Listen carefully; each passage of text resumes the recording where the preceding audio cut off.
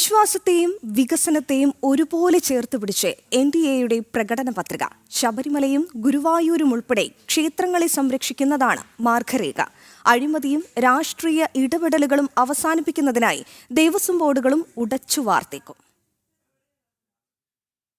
അഴിമതിയും ആചാരങ്ങളിലെ സർക്കാർ ഇടപെടലുകളും അവസാനിപ്പിച്ചുകൊണ്ട് ശബരിമലയും ഗുരുവായൂരും ഉൾപ്പെടെയുള്ള എല്ലാ ആരാധനാലയങ്ങളെയും സംരക്ഷിക്കുന്നതാണ് NDAയുടെ പ്രകടന പത്രിക.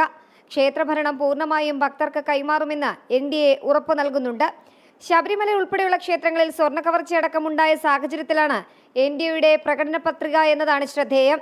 കേരളത്തിലുടനീളമുള്ള ക്ഷേത്രഭരണത്തിൽ ഭക്തരുടെ പങ്കാളിത്തം ഉറപ്പാക്കുന്നതിന് ദേവസ്വം ബോർഡുകൾ പുനഃസംഘടിപ്പിക്കും. ശബരിമല സ്വർണ്ണ കവർച്ചയിൽ CBI അന്വേഷണം പ്രഖ്യാപിക്കും.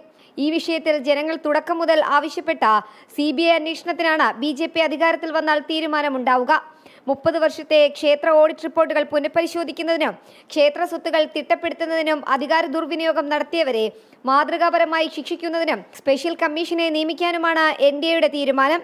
ശബരി റെയിൽ പദ്ധതിയുടെ അതിവേഗത്തിലുള്ള പൂർത്തീകരണവും NDA ഉറപ്പുവരുത്തുന്നുണ്ട്. വികസനത്തിനൊപ്പം വിശ്വാസവും സംരക്ഷിക്കുന്ന NDAയുടെ പ്രകടന പത്രികയുടെ വോട്ടർമാർക്കും മികച്ച പ്രതികരണമാണുള്ളത്.